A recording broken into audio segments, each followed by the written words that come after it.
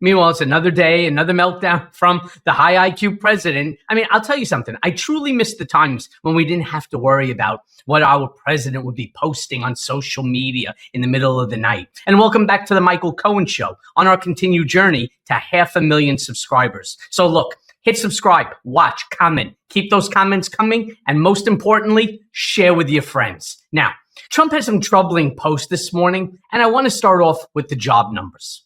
Since it's the beginning of the month, we're waiting to see the data from the job reports. And before I show you what Trump posted, let me show you a clip of Maria Bartiromo this morning, realizing that the job numbers are actually going the wrong way.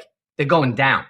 Play the clip. Of course, President Trump is talking about this bill leading to growth in the economy. We are waiting any moment now to get the jobs numbers for the month of May. The expectations call for the ADP numbers to be up 95,000 for the month of June, rather. It's the June jobs data. And we'll, of course, right now seeing the number actually show a decline in jobs, down 33,000 on ADP. Yeah.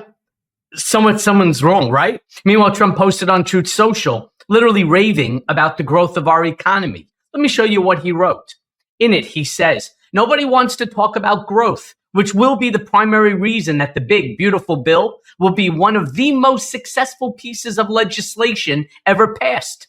This growth has already begun at levels never seen before. Trillions of dollars are now being invested into the United States of America, more than ever before. Likewise, hundreds of billions of dollars in tariffs are filling up the coffers of Treasury. The tariff money has already arrived and is setting new records. We are growing our way out of the sleepy Joe Biden mess that he and the Democrats left us, and it is happening much faster than anyone thought possible. Our country will make a fortune this year, more than any of our competitors, but only if the big, beautiful bill is passed. As they say, Trump's been right about everything, and this is the easiest of them all to predict. Republicans, don't let the radical left Democrats push you around. We've got all the cards, and we are going to use them. Last year, America was a dead nation with no hope for the future, and now it's the hottest nation in the world. Make America great again.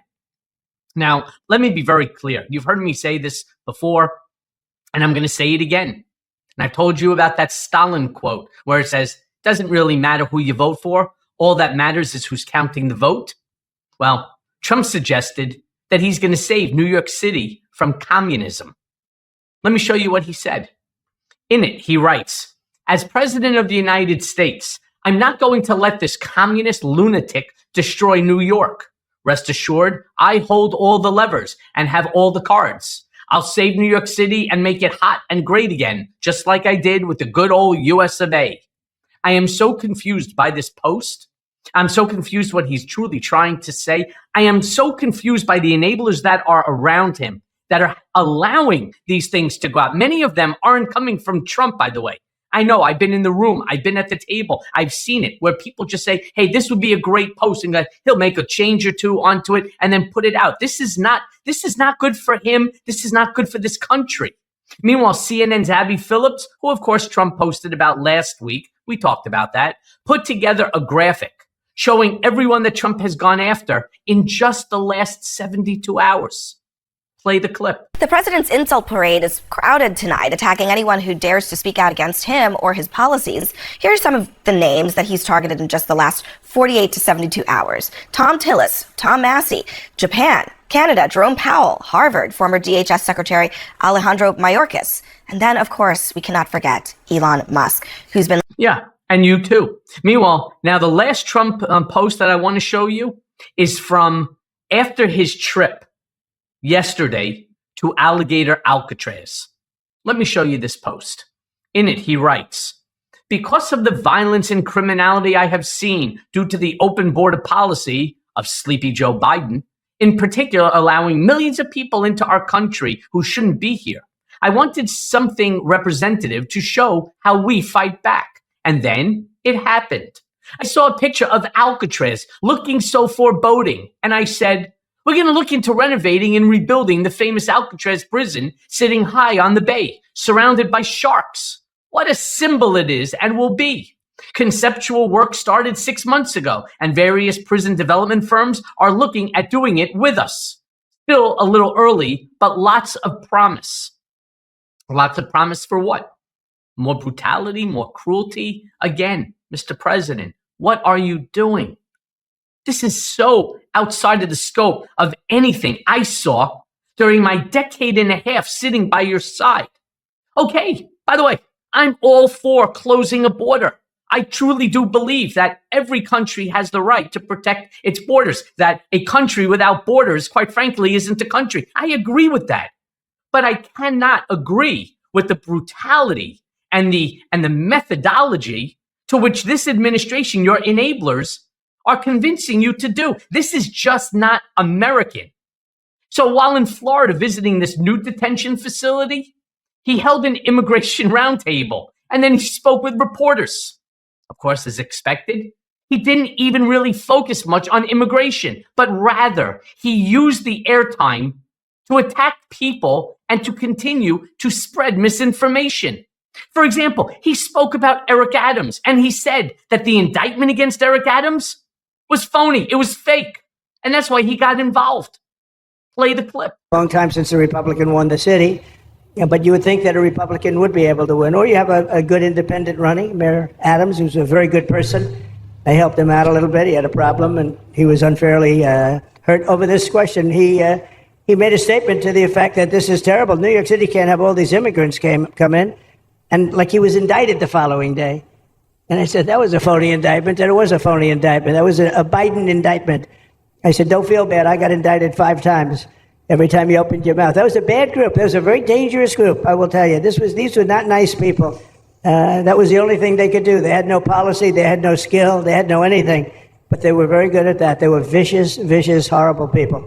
I'm sort of kind of confused a little bit because Biden being a Democrat and Mayor Eric Adams being a Democrat, I just find it odd that there was this tension between the two, a tension that, I don't know, as a lifelong New Yorker, I just wasn't aware about. And I really do try to stay abreast of the news, right? Now, like in that Truth Social post that I showed you earlier, Trump then goes on and he actually threatens Zohran Mamdani. Play that clip. Mr. President, your beloved New York City may well be led by a communist soon, Zohran Mamdani, who in his nomination speech said he will defy ICE and will not allow ICE to arrest criminal aliens in New York City. Your message to communist Zohran Mamdani. Well, then we'll have to arrest him.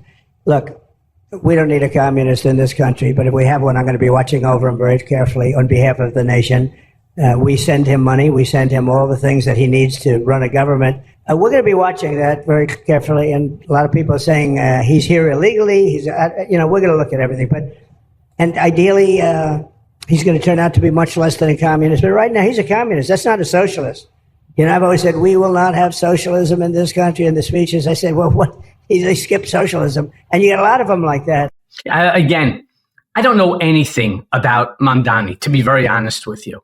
I know he's made wildly inappropriate, stupid, anti-Semitic statements. This I know.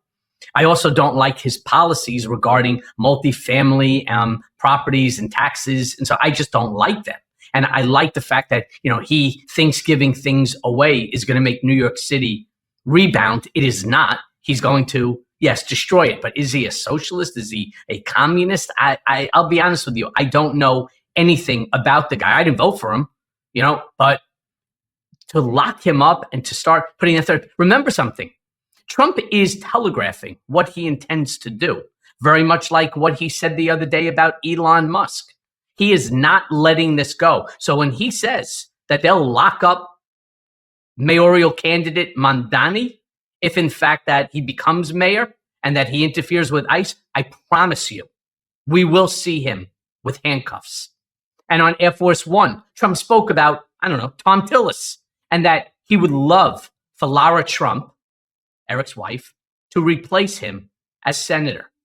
Play that clip. I think the Senate was a very big move, and they worked very hard. I didn't get along with Tillis, and he resigned. That's good. That's a good thing. Somebody that would really be great is Lara. She grew up there, but they live in Florida. They have a very good life, and they're great people. She did fantastically running RNC. She's even got a show that's it's like the #1 show, and Mark Levin is likewise. I mean, they have the #1, #2 show over the weekend. So she's done well. She's a great person, Laura Trump. I mean, that would always be my first choice, but she doesn't live there now. But she's there all the time. My parents, and she really knows North Carolina well. I won it 3 times. By the way, it's Lara. Anyway, staying on theme of elected officials that he doesn't like, Trump spoke about Thomas Massey, and he claimed that a poll showed that anyone who runs against Massey would win, so long, of course, that Trump endorses them. Play that clip. Get his voting record, so as he gets. Well, he's going to have an opponent. He's going to have a big opponent, a good opponent, who's going to win. A poll just came out, and it showed anybody I endorse against Massey loses by 25 points. So he's going to be history, I think. Okay. Meanwhile, going back to the big, beautiful bill, Trump clearly doesn't understand even his own bill when he's questioned on the cuts to Medicaid. There's a real problem. And I really wish that somebody, and not one of the enablers that is sitting there, but somebody would sit and explain to him what too many people in America are right now afraid of. Play that clip. And just to be clear on the Medicaid cuts, you've promised not to cut Medicaid, said this is all just targeting waste, fraud, and abuse. Are you saying that the estimated 11.8 million people who could lose their health coverage, that is all waste, fraud, and abuse? No, I'm not saying that. I'm saying it's going to be a very much smaller number than that, and that number will be waste, fraud, and abuse. And if you look, they took a much more liberal stance on the Medicaid situation than they could have. They had a tough stance and a weak stance. They took not a very strong stance on that to start off, and it's waste, fraud, and abuse, and everybody wants that covered. What number is that? What analysis are you seeing? I'm not seeing a number, but I know it's much less than the number you gave. And we really were very, very cognizant of 3 things. Social Security, we're going to take care of it beautifully. Medicare and Medicaid. And we are going to save it, whereas the Democrats are going to, you won't have it. They will destroy Medicare and Medicaid, and they have to because their numbers don't work.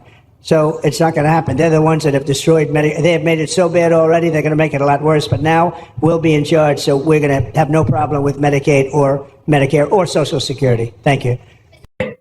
At the end of the day, show us the facts. That's all that we're asking. Maybe you're right. Mr. President, maybe you are 100% right. And I would be the first one to say, well, I was wrong. Trump was right again, just as his hat said. Or maybe it's not. Maybe we're the ones that are right. And those people that are feeding you this bullshit, maybe they're the ones that are wrong. And as always, thanks for listening.